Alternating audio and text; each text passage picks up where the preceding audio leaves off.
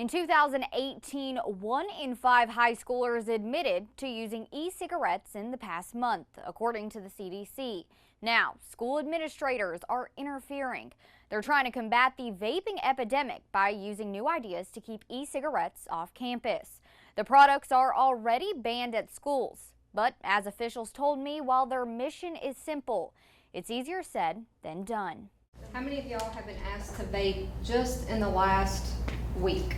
High school students. How many of you have seen somebody vaping in the last week? Raising their hands, answering questions about how often they run into e-cigarettes in the halls. It's really kind of just exploded here in the last 3 or 4 years. Most of teenagers, especially in high school, do vape. It's more of a problem, I think, with the younger teenagers, and they think it's something so cool, and all of them have started. At Pelion High School, these students are in a club called LOCK, Lexington One Community Coalition. They work to prevent classmates from vaping and using other substances. I wanted to be a part of something that made kids aware of the dangers that it has on them and how this can affect their life and the people's life around them. Junior Braxton Brazel says about half of his fellow students he sees every day use vaping products. I would say out of 30, probably 15. Senior Alyssa McKinney agrees, saying a hot spot for vaping happens in school restrooms. Most of the time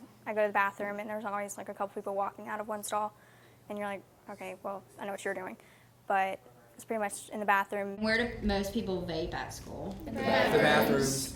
Administration and school resource officers say vaping activity is getting harder to catch, but not because students are cutting back. They instead are finding clever ways to hide it. 2 years ago, you could walk into a restroom in a high school and there'd be several students standing around, passing one around. You don't see that anymore. Now they're in stalls or they'll go outside the building and step back in. There are kids that we have interviewed that will walk into a bathroom, they'll take 2 hits off of a vape and they won't exhale.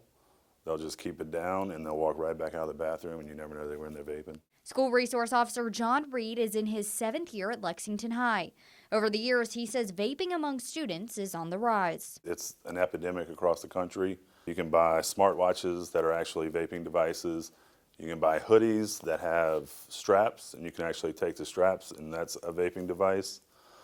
So there's all kind of wearable stuff now. The now face of teen vaping, Luca Kynard, travels around the country. He shares his story of recovery with students. It became my identity. At 14, Luca vaped for the first time and says he quickly got addicted until I had a seizure in 2018. They couldn't rule it in, that it was because of vaping. They couldn't rule it out because there wasn't any research at the time. We definitely believed that it was linked to vaping. Now he hopes others will choose not to vape.